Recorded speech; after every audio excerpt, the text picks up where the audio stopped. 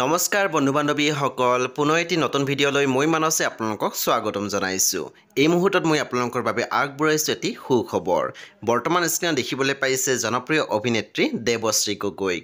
আপোনালোকে দেখিবলৈ পাইছে কইনাৰ হাজত অভিনেত্ৰী দেৱশ্ৰী গগৈক। বন্ধু-বান্ধৱী সকল অভিনেত্ৰী দেৱশ্ৰী গগৈ বিবাহপাশত আবদ্ধ হ'ল। আপোনালোকে স্ক্ৰীনত দেখিবলৈ পাইছে অভিনেত্ৰী দেৱশ্ৰী গগৈৰ বিবাহপাশত আবদ্ধ হোৱা কিছু দৃশ্য। ভাল খবৰটোৰ লগতে আপোনালোকে মোৰ চেনেলটো সাবস্ক্ৰাইব কৰি কাষত থকা বেল আইকন টিপি দিবলৈ নাপাহৰিব, কাৰণ আপোনালোকে বেলটো বজালেহে মোৰ নেক্সট ভিডিঅ'ৰ নটিফিকেশ্যন আপোনালোকৰ কাষলৈ আহিব। আৰু বৰ্তমান দেখিবলৈ পাইছে অভিনেত্ৰীগৰাকীৰ বিবাহৰ বিভিন্ন দৃশ্য। বাৰু কইনাৰ হাজত অভিনেত্ৰী দেৱশ্ৰী গগৈ কেনেকুৱা লাগিছে মোক জনাবলৈ নাপাহৰিব। আৰু ইতিমধ্যে অভিনেত্ৰী দেৱশ্ৰী গগৈৰ বিবাহৰ দুটা ভিডিঅ' মই চেনেলত আপলোড কৰিছোঁ। আপোনালোকে যদি চাব বিচাৰে মোৰ চেনেলটো ভিজিট কৰি আপোনালোকে চাব পাব।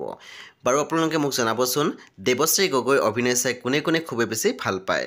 আপোনালোকে নিশ্চয় ৰিচেণ্টলি এখন ৰং টিভি ধাৰাবাহিক চাইছিলে, নাম আছিলে বৃষ্টি, য'ত বীৰনাথ চৰিত্ৰত অভিনয় কৰিছিলে দেৱশ্ৰী গগৈয়ে।